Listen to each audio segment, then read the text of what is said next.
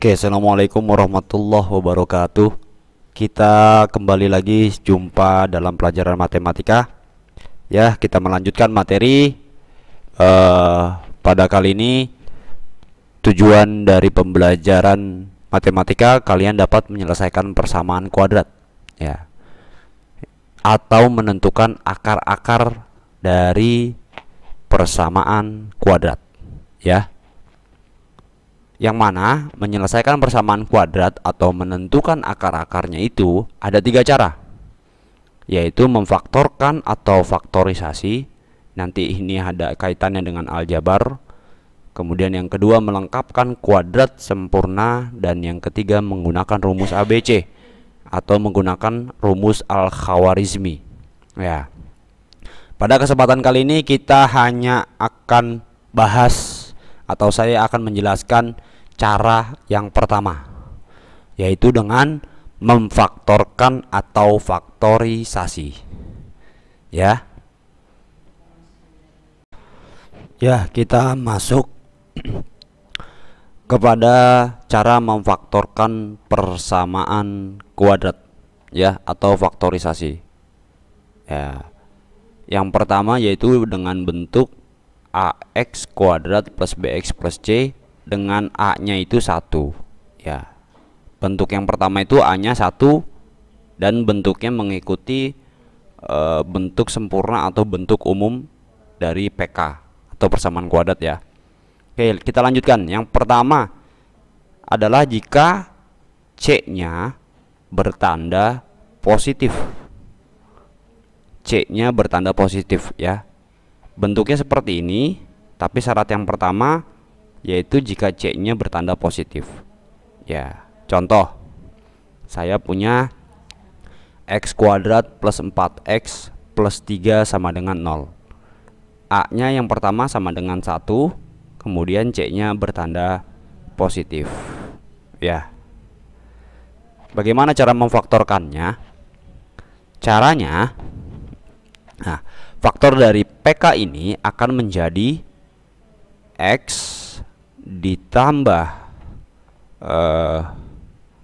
M dikali X ditambah N, ya. Ini nanti tandanya menyesuaikan sesuai kebutuhan, bisa plus bisa min keduanya, ya, bisa berlawanan. Nah, kenapa kok di sini ada X dan di sini juga X sementara di sini beda M dan N? Kenapa ini sama-sama X? Karena ini X kuadrat. Nanti kan akan dicekuk atau dikali pelangi. X dikali X, X kuadrat. Nah, sekarang bagaimana menentukan M dan N? M dan N. Ya. Perhatikan di sini B-nya adalah plus 4, kemudian C-nya plus 3. Ya. Yang mana C itu didapat dari M dikali N. Bilangan M dikali bilangan N, maka didapat bilangan C atau konstanta. Nah, B-nya itu merupakan hasil dari, ya, M ditambah atau dikurang dengan N. Ya, kita lanjutkan. Pasti masih bingung, ya. Kita lanjutkan. Lantas bagaimana kalau bentuknya seperti ini? Ya, X kuadrat ditambah 4X plus 3. Akar-akarnya adalah, ya, ini contoh, tentukan akar-akarnya, ya. Tentukan akar-akarnya. Oke. Caranya mana? Ini langsung buat kurung 2. Di sini X, di sini X. Oke, kita lanjut. Dari bentuk yang satu ini, jika C-nya bertanda positif, maka tanda faktor kembar.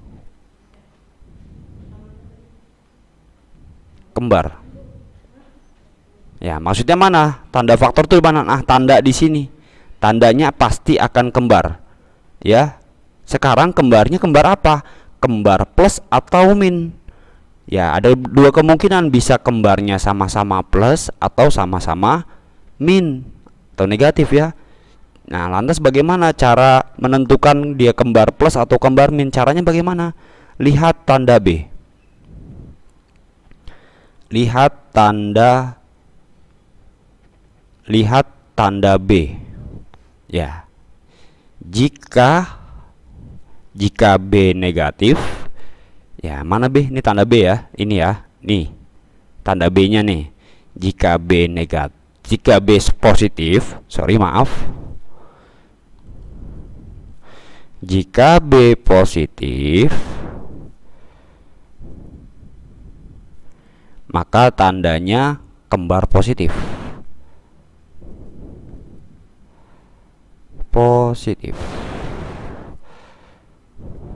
Ya, jika B-nya negatif berarti ya kembarnya tanda faktor, ya. Tanda faktor akan kembar. Ya, karena negatif ya pasti akan kembar. Tanda faktor pasti akan kembar.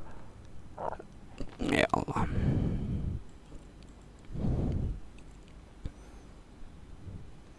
Kembar negatif. Ya, ini cirinya ya untuk membedakannya. Jika saya ulang, jika tanda C-nya itu positif atau nilai konstantanya positif, ya, maka tanda pada faktor adalah kembar. Tanda di sininya akan kembar. Kembarnya apa? Lihat tanda B atau nilai B-nya. Ya. Kalau B-nya positif berarti kembar positif. Kalau B-nya negatif berarti kembar negatif. Sekarang kita kembali lagi ke contoh yang ini. X kuadrat plus 4x plus 3. X kuadrat plus 4x plus 3. Ya, kita lihat tanda B-nya. Oh, tanda B-nya positif, plus 4 ya.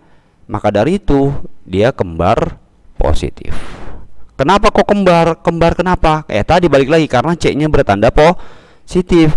Karena dia C-nya bertanda positif, maka tanda faktor akan kembar, ya. Sekarang kembarnya kembar apa? Positif atau negatif? Kita lihat tanda B. Oh, di sini B-nya positif, maka kembarnya positif. Jika nanti B-nya negatif berarti kembarnya negatif. Oke, sekarang kita mau menentukan nilai nilai M dan nilai N-nya berapa. Ya, kita mau menentukan nilai M dan nilai N. Ya, perhatikan di sini tuh ya, bahwa jika M kali N akan menghasilkan C, ya. Gitu ya. Siapa yang dikali akan hasilnya 3. Siapa bilangan kalau dikali hasilnya 3 dan kalau dijumlah atau dikurang hasilnya 4. Ya. Siapa yang bilangan kalau dikali hasilnya 3 dan kalau dijumlah atau dikurang hasilnya 4. Ya. Caranya bagaimana? Ya, ini kan M sama N ya. M sama N. Kita belum tahu nih. Caranya bagaimana? Kita lihat C-nya. Ya, saya menggunakan 3 kotak ajaib. Seret 1 2 3. Oke. Kita lihat C-nya plus 3. Oke, C-nya plus 3. Ya. Tulis di sini C ya. Bagian belakang itu C plus 3. Maka dari itu langsung cari faktor 3 menggunakan tiang faktor. Ya, seperti kemarin ya, sebelumnya ya. Faktor-faktor yang atau bilangan-bilangan kalau dikali hasilnya bisa menghasilkan bilangan 3. Mulai dari 1 kali 3. Ada lagi nggak? Ya, nggak ada lagi ya, hanya ini ya. Ya, inilah. Kita isi di sini 1 dan 3. Karena di sini sudah ada tandanya, maka ya sudah, M-nya boleh sama saja ya. M-nya boleh 1 atau 3, N-nya sama. Ya, ini lupa saya, maaf. Sama dengan 0. Inilah faktor dari persamaan kuadrat X kuadrat plus 4X plus 3. Ini saya tulis ulang di sini. X plus 1 dikali X plus 3. Ini namanya faktor dari PK. Ya, kenapa kok faktor? Ini kalau dikalikan dengan cara pelangi akan hasilkan X kuadrat plus 4X plus 3. Ya, pasti X kali X, X kuadrat. Ya, 3 kali X, 3X. 1 kali X, X berarti 3X tambah X, 4X. 1 kali 3, 3. Ya, sudah ya. Sini baru dapat faktor. Sekarang kan di sini menentukan akar-akarnya. Bagaimana cara menentukan akar-akarnya? Nah, yang pertama, ini ada dua part nih. Ada 2 kurung, kita bagi 2. Yang pertama yaitu X plus 1 sama dengan 0. Dan yang kedua, X plus 3 sama dengan 0. Gitu ya. Ini menjadi, ya sudah, tinggal pindah ruas X plus 1-nya. Berarti X yang pertama ini menjadi min 1, pindah ruas ya, plus 1 pindah ruas jadi min 1. Yang kedua, X sama dengan min 3. Jadi akar-akarnya ya adalah min 1, akar-akarnya min 1 dan min 3. Inilah yang disebut akar-akar dari PK X kuadrat plus 4X plus 3. Bisa ya? Oke, kita masuk ke contoh kedua deh. Mungkin pada bingung ya.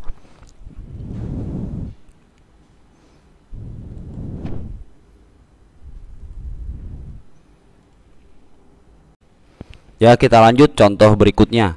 Ya, soalnya sekarang agak berubah redaksinya. Tentukan HP atau himpunan penyelesaian dari X kuadrat plus 5X plus 6. Ya. Di sini saya tulis ulang. Ya, X kuadrat kita akan pakai cara memfaktorkan dengan syarat C-nya itu tandanya positif. X kuadrat plus 5X plus 6 sama dengan 0. Oke, langsung dibuat kurung 2 ya. Sama dengan 0, jangan lupa. Ya, di sini X, di sini X. Oke, sekarang kita mau tentukan tanda faktor ini ya. Cirinya ini. Lihat ini. Perhatikan ini tandanya. Oke. Tanda faktor akan kembar jika C-nya positif. Oh, ini C-nya positif. Ya, pasti akan kembar. Kembarnya apa? Lihat tanda B-nya. Ya, tanda B-nya. Oh, B-nya positif, berarti kembarnya positif. Oke. Ya. Maka tandanya kembarnya positif ya. Paham ya? Sekarang kita menentukan bilangan yang ada di sini nih. Siapa nih? Ya. Bilangan di sini siapa keduanya? Pakai kotak ajaib. Seret seret seret. Letakkan C-nya. Oh, 6.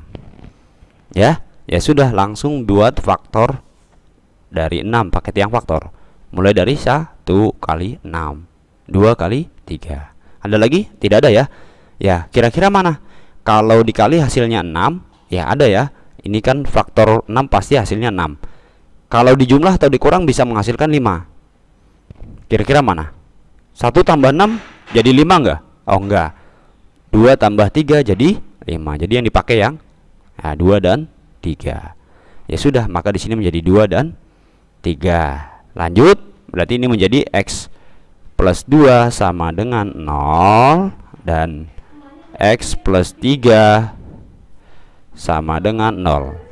Maka X1 ini menjadi min 2, X2 menjadi min 3. Maka HP-nya adalah min 3, min 2. Selesai sudah. Ya. Masih bingung? Tambah lagi. Oke. Ya, contoh selanjutnya tentukan himpunan penyelesaian atau akar-akar dari X kuadrat min 6X plus 8 sama dengan 0. Ya. Ya, sekarang ada tanda B-nya ini min nih. Nah, tadi kan plus dua-duanya ya. Sekarang min plus atau B-nya min. Bagaimana caranya memfaktorkannya? Saya tulis ulang. X kuadrat min 6X plus 8 sama dengan 0. Langsung bikin kurung 2. Ya. Depannya karena X kuadrat pasti di sini X. Ya. Kalau di sini A kuadrat ya pasti berarti A sama A. Kalau di sini Z kuadrat berarti Z sama Z. Kalau Y kuadrat berarti Y sama Y. Oke, sekarang kita mau menentukan tanda faktor ini. Dua-duanya ya, apa tandanya? Balik lagi karena masih C-nya positif, C-nya masih positif, maka tandanya kembar. Di sini kembar, ya. Sekarang kembarnya apa? Lihat tanda B-nya. Oh, B-nya negatif, berarti kembar negatif. Gitu ya. Oke, sekarang kita mau menentukan bilangan yang ada di sini kedua ini ya. Caranya mana? Nih, kita pakai kotak aja yuk. 3. 1 2 3. Oh, C-nya berapa? Di sini C ya.